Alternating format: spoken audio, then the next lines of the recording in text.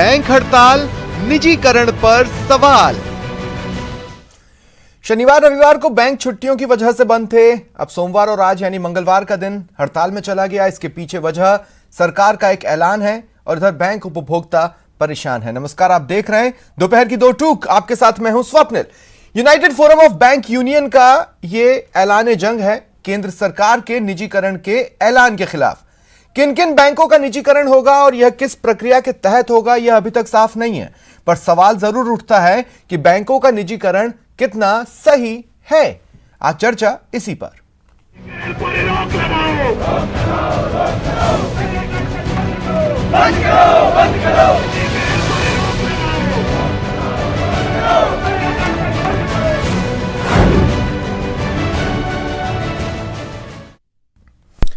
और मेरे साथ जो गेस्ट जुड़ रहे हैं इंट्रोड्यूस करवा देता हूं। आरसी चौधरी कांग्रेस का प्रतिनिधित्व कर रहे हैं। आशीष चतुर्वेदी जी बीजेपी नेता हैं। महेश मिश्रा संयोजक है United forum of bank union के। और डॉक्टर पीएस वोहरा अर्थशास्त्री हैं। आप चारों का स्वागत है न्यूज 18 राजस्थान पर। महेश जी, आपसे शुरुआत करना चाहता हूं, किस बात का डर है?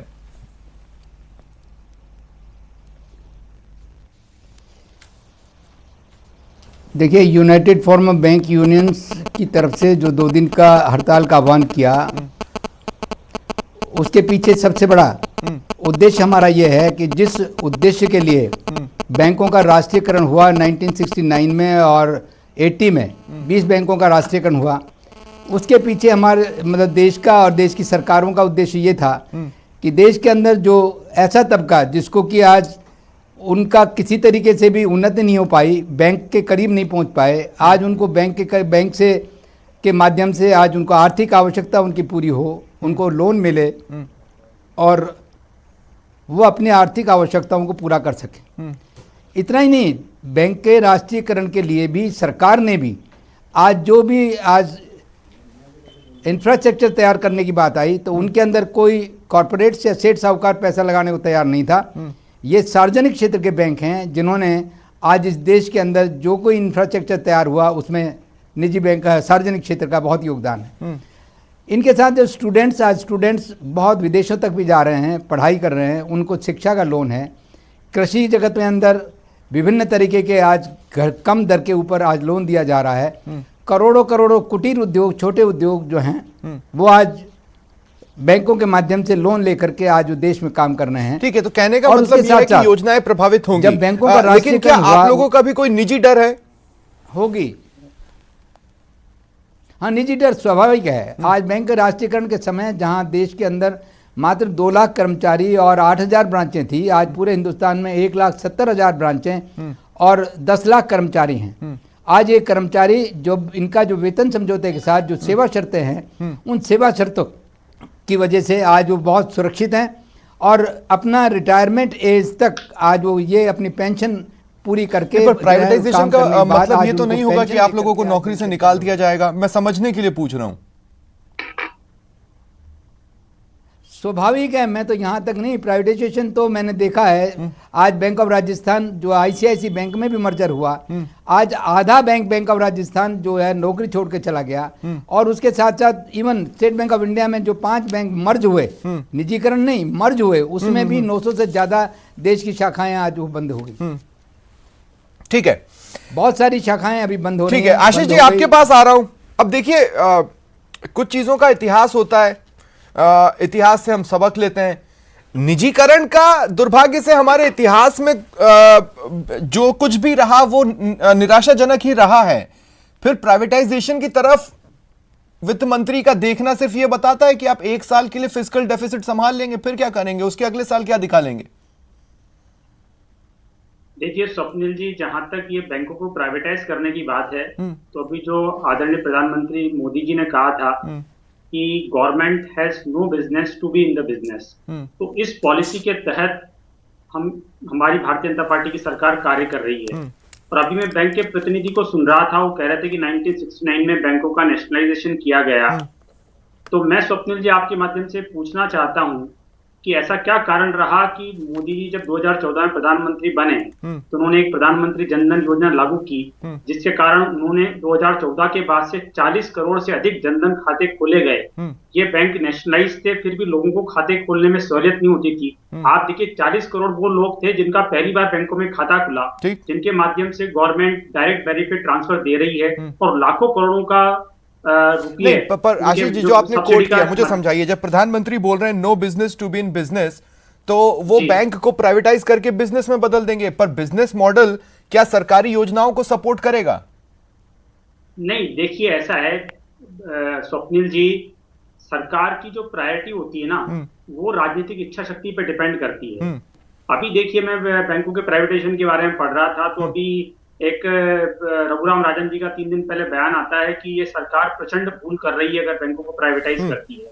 और यही रघुराम राजन जी ने 6 महीने पहले जो हमारे फॉर्मर आरबीआई के डिप्टी गवर्नर है विरल आचार्य जी के साथ एक पेपर लिखा है और उसमें बकायदा एक रिकमेंडेशन की है कि गवर्नमेंट को सिलेक्टेड पीएसयू बैंक्स को प्राइवेटाइज करना चाहिए। तो हो क्या रहा है, बेसिकली जो अपोजिशन है वो कहीं ना कहीं देश में हर जगह जहां भी रिफॉर्म्स की बात होती है वो गुमराह करता है। आप देखिए कि इसमें जो कमिटीज बनी हैं, चाहे वो नरसिम्हा कमेटी बनी हो, चाहे पीजे नायक कमेटी बनी हो, वो सब कमिटीज वो हैं जो यूपीए गवर्नमेंट के दौरान बनी हुई हैं। आशीष जी एक सवाल और ले लें आप मेरा, मुझे समझाइए, सोशल स्कीम्स में प्राइवेट सेक्टर का कंट्रीब्यूशन कितना है? सोशल स्कीम्स में मैक्सिमम कंट्रीब्यूशन तो पब्लिक सेक्टर्स का है या पब्लिक सेक्टर बैंक्स का है, पीएसयूज का है। स्वप्निल जी मैं आपको यही तो समझाना चाहता हूं कि अगर गवर्नमेंट तय करेगी और प्राइवेट सेक्टर बैंकों को भी बोलेगी कि आपको यहाँ पे ब्रांचेस खोलना अनिवार्य है, आपको यहाँ पे जाना पड़ेगा, आपको इतना लोन इस सेक्टर में देना पड़ेगा, इतना लोन आपको एजुकेशन में देना पड़ेगा, इतना लोन एमएसएमईज में देना पड़ेगा, तो मुझे नहीं लगता है। तो आप निगरानी के मॉडल पर काम नहीं कर रहे हैं, आप इस मॉडल पर काम कर रहे हैं कि दूसरा करे और आपके प्रति जवाबदेह हो। ठीक है, इस बात को समझा जा सकता है। क्या वो आरबीआई के अंदर में नहीं? ठीक है आरसी साहब मैं आपके पास आ रहा हूं। आरसी साहब, आपके विरोध का रीजन, संसद में भी ये मामला आप उठाने वाले हैं, उठाएंगे, क्या रीजन है? सबसे पहले तो मैं आपको सैल्यूट करना चाहता हूं कि आपने इस देश की वित्तीय स्थिति को विदेशों के हाथ में गुलाम रखने का जब समय आया तब आपने आवाज उठाने का काम किया। इसलिए मैं इस मंच के माध्यम से आप जैसे एंकर को साधुवाद देना चाहता हूं कि आप इस मुद्दे को लेकर चिंतित हैं। दूसरा, मिश्रा साहब ने जिन बातों को लेकर चर्चा की थी उन बातों को मैं दोहराना नहीं चाहता, लेकिन 19 जुलाई 1969 को जब 14 बैंकों का राष्ट्रीयकरण किया था, उसकी जो गोल्डन जुबली आई, तब तक भारतीय जनता पार्टी के एक भी नेता ने कभी इस बात का साधुवाद नहीं किया कि प्रधानमंत्री इंदिरा गांधी ने निजी बैंकों का राष्ट्रीयकरण करके इस देश की आम व्यक्ति की पहुंच तक बैंकों को लेके गए। दूसरा, भारतीय जनता पार्टी के जो प्रवक्ता हैं वो कह रहे हैं कि हमने 40 करोड़ जनधन खाते खोले जिनको हमने केस स्थानांतरित कर रहे हैं, योजनाओं का लाभ दे रहे हैं। मैं आपके मंच के माध्यम से पूछना चाहता हूं भारतीय जनता पार्टी के नेताओं को कि क्या ये 40 करोड़ जो खातों की आप बार बार चर्चा करते हुए नहीं थकते हैं, इनमें सरकारी बैंकों का कितना योगदान है? क्या ये निजी बैंकों की हैसियत से आप इस पे पहुंच बना सकते थे या फिर निजी बैंक एक ग्रामीण दूर दराज की स्थिति के अंदर शाखा खोलने की स्थिति में है? तीसरा, मैं ये कहना चाहूंगा कि इन बैंकों की हम चर्चा कर रहे हैं कि प्राइवेटाइजेशन कर रहे हैं, जबकि सही स्लोगन ये हो सकता है कि हम इन बैंकों का फॉरेनाइजेशन कर रहे हैं। इस देश के वित्तीय स्थिति को, वित्तीय जो हमारी जो ताकत है उसको विदेशों के गिरवी रख रहे हैं, क्योंकि जितने भी निजी क्षेत्र के बैंक हैं, अगर हम उनकी शेयर होल्डिंग देखेंगे, अगर लोग नहीं हैं जो उसको खरीदने में इच्छुक हो या उतने सक्षम नहीं है। बड़ा हिस्सा इस देश से बाहर की जो कंट्रीज हैं उनका उसके अंदर इन्वॉल्वमेंट है, इसलिए निजीकरण की बजाय बेहतर होगा इसका विदेशीकरण कर रहे हैं। अच्छा, मुझे एक बहुत साधारण सा जवाब दे आप आरसी साहब, एक बहुत साधारण सी बात पूछ रहा हूं। किसी प्राइवेट बैंक में जाना और किसी सरकारी बैंक में एंटर करना, ये दो अलग अलग एक्सपीरियंस होते हैं। और कई बार ये भी होता है कि प्राइवेट बैंक्स में हम एटीट्यूड सहते हैं और सरकारी बैंक्स में हम ये सहते हैं कि आज सर्वर डाउन है। देखिए, मैं ये कहना चाहूंगा कि जिन चीजों का जिक्र आप कर रहे हैं, सर्वर जो डाउन की बात कर रहे हैं, तमाम जो बातें कर रहे हैं, ये अकाउंटेबिलिटी जो गवर्नेंस होती है, जो भारतीय जनता पार्टी के प्रवक्ता ने कहा कि हमारे प्रधानमंत्री जी ने कहा कि government has no business with in the business, I want to say प्रधानमंत्री ने कहा था कि मैक्सिमम गवर्नेंस मिनिमम गवर्नमेंट, तो यहाँ पे मैक्सिमम गवर्नमेंट है और मिनिमम गवर्नेंस है। अगर गवर्नेंस नहीं है इसीलिए आप निजीकरण की बातें करते हैं, लोगों को आप सर्विस डिलीवर नहीं कर पाते इसीलिए आप निजीकरण की बातें करते हैं, ताकि आप अपने जवाबदेही से पल्ला मोड़ सकें। ये जवाबदेही किसकी है? मैं आपके माध्यम से पूछना चाहता हूं कि ये जवाबदेही आखिर किसकी है? अगर कहीं पे हम एटीट्यूड से जाते हैं, कहीं पे हमें एटीट्यूड देखना पड़ता है, आखिर ये जवाबदेही किसकी है? ये सरकार की नाकामियों की जवाबदेही है, ठीक है, जो इसको कर रही है। ठीक है। एक दूसरा रास्ता भी हो सकता था, एक दूसरा रास्ता भी हो सकता था कि सरकारी बैंकों में पेशेवर लोगों को लाइए अगर आपको किसी तरह का डाउट है। लेकिन डॉक्टर वोहरा, मैं आपके पास आ रहा हूं।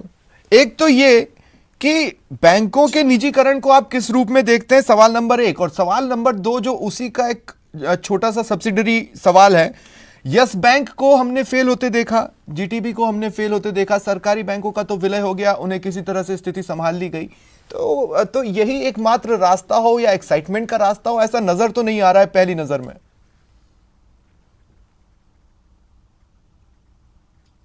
जी स्वप्निल जी, जो आपने दोनों क्वेश्चन पूछे हैं, मैं यही सोच रहा था कि मैं इसी से स्टार्ट करूंगा। देखिए, अर्थव्यवस्था को आप किसी एक नीति से हमेशा नहीं चला सकते हैं। हमने 1991 के रिफॉर्म्स भी देखे हैं जिनके माध्यम से निजीकरण की शुरुआत हुई थी।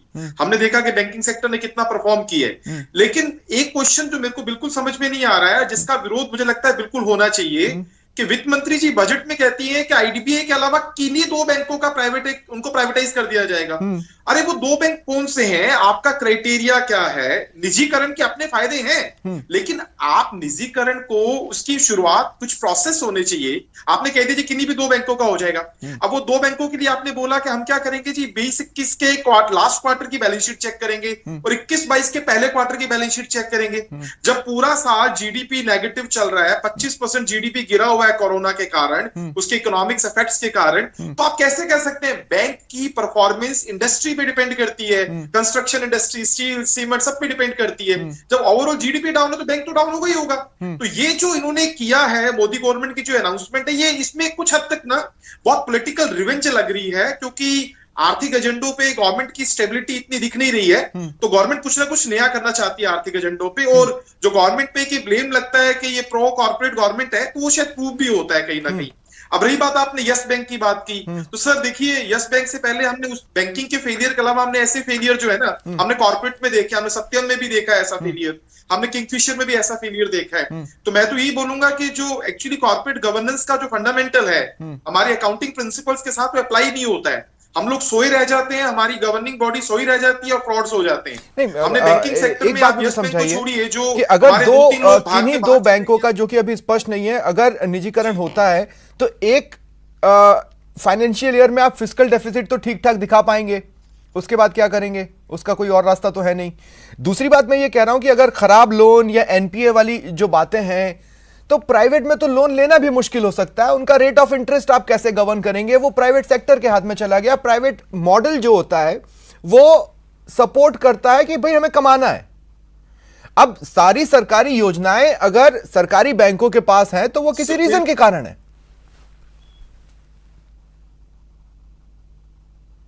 स्वप्निल जी, मैं आपको एक बात बताऊं, टेक्निकली बेसल 3 के नॉर्म्स के अकॉर्डिंग आपकी जो कैपिटल एडिक्वेसी है, यानी आपकी जो कैपिटल के अगेंस्ट आपकी रिस्क एसेट है, उसमें हमारे सारे बैंक्स बिल्कुल ठीक हैं। 2006 की जो ग्लोबल रिसेशन आई थी वो इंडिया में इसीलिए नहीं आई थी क्योंकि हमारे बैंक्स बिल्कुल ठीक है। मैं इसमें बिल्कुल सपोर्ट करता हूं कि पब्लिक बैंकों का प्राइवेटाइजेशन ये गलत पॉलिसी है। या तो अगर पब्लिक बैंक बिल्कुल गलत परफॉर्म कर रहे हो तो आप बताइए, आपने ना उसको डिक्लेयर किया है। अब रही बात, आपको एक चीज और बताऊं, अगर आप 2014 से लेकर आज तक के डिपॉजिट्स देखेंगे, देखिए एक बात समझना पड़ेगा, बैंकों में पैसा ना आ रहा है ना बैंक लोन दे पा रहे हैं। डिपॉजिट्स रेट कॉन्टिन्यूसली गिर रही है सर 2014 से, और यही रीजन है कि स्टॉक मार्केट ऊपर जा रहा है। गवर्नमेंट ये चाहती है कि लोग जो हैं, जो इन्वेस्टर है, जो भी इन्वेस्टर है, वो बैंकों से वो अट्रैक्ट ना हो, वो स्टॉक मार्केट में डायरेक्टली जाए। तो जब बैंक के पास डिपॉजिट ही नहीं आ रही है तो लोन कहां से देगा? और दूसरी बात, जब तक आप ये क्लैरिटी नहीं देंगे कि आप प्राइवेटाइजेशन, अब देखिए जितनी की अब तक की बातचीत हुई है, मुझे ऐसा लगता है कि आने वाले समय में एक तर्क आएगा कि प्राइवेट बैंक्स एफिशिएंट ज्यादा हैं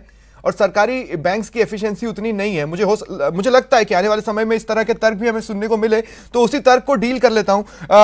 महेश मिश्रा जी, क्या आप इस बात से सहमत हैं कि प्राइवेटाइजेशन अगर होता है तो उनकी एफिशिएंसी ज्यादा होगी?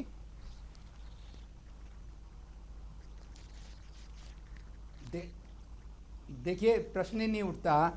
आज मोदी जी विदेश में भी बैठ के कह रहे हैं कि देश के गरीब लोगों के 38 करोड़ खाते आज हिंदुस्तान में खोले हैं। मात्र 1.2% जो इतने हैं वो केवल निजी बैंक ने खोले हैं, बाकी सारे सार्वजनिक क्षेत्र के बैंकों ने खोले हैं।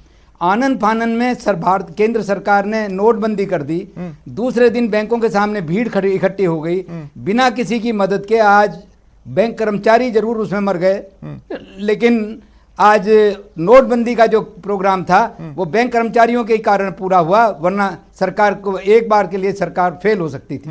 तीसरे कोरोना पीरियड में भी बैंक कर्मचारी, चाहे कितने ही कोरोना ग्रसित एरिया था, आज उसमें जाकर के आज सरकार का जो पैसा उनके खाते में जाता था, आज उसका भुगतान करके आते थे। ये सारी चीजें प्राइवेट बैंक कहाँ है? कुछ भी नहीं कर रहा। एग्रीकल्चर में कहाँ क्या किया? पेंशनर को पेंशन नहीं दी जा सकती। कर्मचारी जहां आज सार्वजनिक क्षेत्र में काम करते हैं, आज सार्वजनिक क्षेत्र में भी कर्मचारियों की संख्या बहुत नगण्य हो गई। कितनी भर्ती है? 2021-22 में मात्र 2500 वैकेंसी निकली हैं, 2500, 2500। आज इतने कम संख्या में आज काम कर रहे हैं। प्राइवेट क्षेत्र में अगर काम करता तो प्राइवेट में लोग भाग जाते। आज भी देखिए, जो बैंक फेल हो रहे हैं, आज उनकी गाढ़ी कमाई, पेंशन की कमाई, उनकी बचत कहाँ?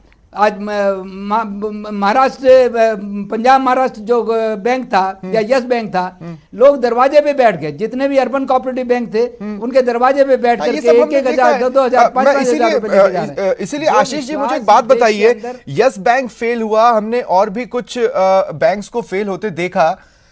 भाजपा एक समय किसी भी चीज के प्राइवेटाइजेशन का विरोध करती थी, आज के समय में वो तमाम चीजों के लिए प्राइवेटाइजेशन का रास्ता खोज रही है। इस बदलाव के पीछे कारण क्या है आपके नजरिए में, आपके विजन में? स्वप्निल जी, देखिए, जो अभी अपन डिबेट कर रहे हैं उसमें एक ऐसा इंप्रेशन जा रहा है कि सरकार सभी जो पब्लिक सेक्टर बैंक उनको प्राइवेटाइज कर रही है, तो ऐसा नहीं है। जैसा वित्त मंत्री जी ने कहा है कि सिलेक्टेड 2 बैंकों को प्राइवेटाइज किया जाएगा, तो बहुत सारे बैंक हैं जो कि पब्लिक सेक्टर अंडरटेकिंग ही रहेंगे, तो सबको प्राइवेटाइज नहीं किया जा रहा है। और जहां तक आप बात कर रहे थे इन बैंकों की, यस बैंक की और पीएमसी बैंक की, तो निश्चित रूप से प्राइवेट बैंक हैं, इनमें कुछ गड़बड़ रही, इनके कारण घाटे में आए। लेकिन ऐसा है कि ये सब चीजें पब्लिक सेक्टर बैंक में भी होती है, लेकिन सरकार उनको सपोर्ट करती है। और मुझे लगता है सरकार ने जो यस बैंक है उसको भी सपोर्ट ही किया है, ताकि लोगों की जो गाड़ी कमाई है उसका नुकसान ना हो। यस बैंक को किसने संभाला? यस बैंक को किसने टेक ओवर किया? नहीं, लेकिन फिर अब देखिए ना, प्राइवेट बैंकों से जुड़ी जिस तरह की खबरें आती हैं जो डराती हैं, मैं आरसी साहब आपके पास आ रहा हूं। देखिए, बहुत ज्यादा फ्रेंडली माहौल अगर लोअर मिडिल क्लास को प्राइवेट बैंक्स में नहीं मिल पाता है तो गरीब को शायद ही मिल पाए। ये एक डर तो हमेशा बना रहेगा। ऐसे में एक निगरानी का तंत्र होना बहुत जरूरी है, जो कि लैकिंग है। लेकिन मैं कह रहा हूं, हाल के दिनों में हमने क्या खबर देखी, एक कंपनी ने अपने ही किसी जान पहचान वाले को एक्स्ट्रा लोन दे दिया, या फिर हम दूसरी जगह देखते हैं जो नेपोटिज्म बॉलीवुड के लिए कहा जाता है, वो प्राइवेट बैंक्स के अपर अधिकारियों के मॉडल में भी हमें देखने को मिल गया। आरसी साहब।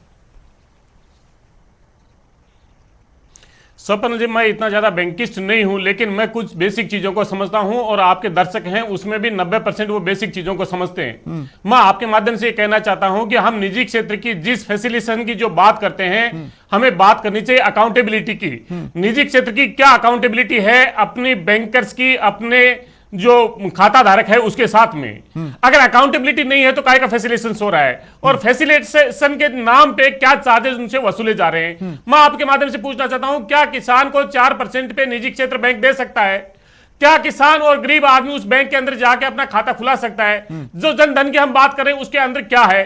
आपको यह भी पता होना चाहिए, जब देश आजाद हुआ था उस समय करीब 400 बैंक थे इस देश के अंदर, और 400 बैंकों में से प्रति वर्ष करीब ऐसे थे 30 और 40 बैंक जो डूब जाते थे, और उसकी किसी की अकाउंटेबिलिटी नहीं थी। आखिर हमें बैंकों का नेशनलाइजेशन क्यों करना पड़ा? क्या हम इस गोल्डन जुबली के बाद में ये कहें कि हमारा वो निर्णय गलत था, या फिर आज हम गलत निर्णय की तरफ बढ़ रहे हैं? कल ठीक ये है। निजी बैंक डूबेंगे वोहरा तो साहब, खाताधारकों को आपका जवाब क्लोजिंग देंगे। कमेंट लूंगा, लेकिन सेंट्रल मैं बैंक चाहता हूं कि क्या वो रह दो जाएगी? बातों के आसपास हो। RBI के रहना क्या पहला तो ये जाएगी? कि आज दो के पेशेवर बाद लोगों को लाइए, 27 से एक बोर्ड बनाइए जो सीईओ नियुक्त करेगा, और सीईओ को हटाने का भी खुला अधिकार दीजिए।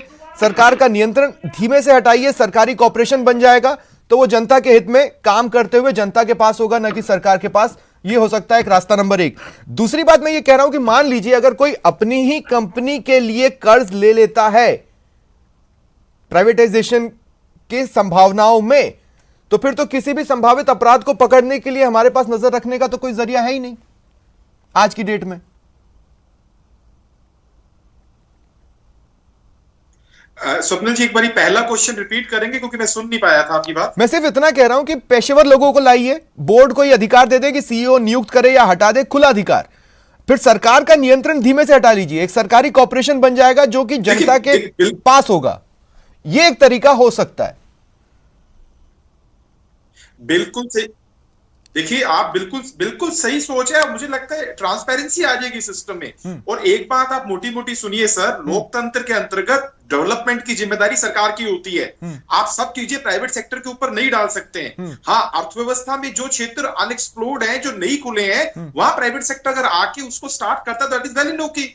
लेकिन एक चलते हुए सेक्टर को आप अगर एक तरीके से प्राइवेटाइज कर रहे हैं, कोई एजेंडा शो नहीं कर रहे हैं, आप उनकी अगर एफिशिएंसी वीक है पब्लिक सेक्टर बैंक्स की, तो उनका मैनेजमेंट चेंज करिए। यस बैंक में भी हुआ, आरबीआई ने टेक ओवर किया उसको। आप उनकी एफिशिएंसी चेंज करिए, उन्हें भी आप प्रो पीपल बनाइए, उन्हें भी आप अट्रैक्टिव बनाइए, सर्विसेज उनकी भी एक्टिव करिए, उनके सर्वर डाउन नहीं होने चाहिए। जब तक उनके बैंकिंग सेक्टर में अगर एक तरीके से अच्छी गवर्नेंस नहीं आएगी। लेकिन शुक्रिया आप सभी का मेरे साथ जुड़ने के लिए और चर्चा में शामिल होने के लिए। दोपहर की 2 टूक में फिलहाल इतना ही। नमस्कार।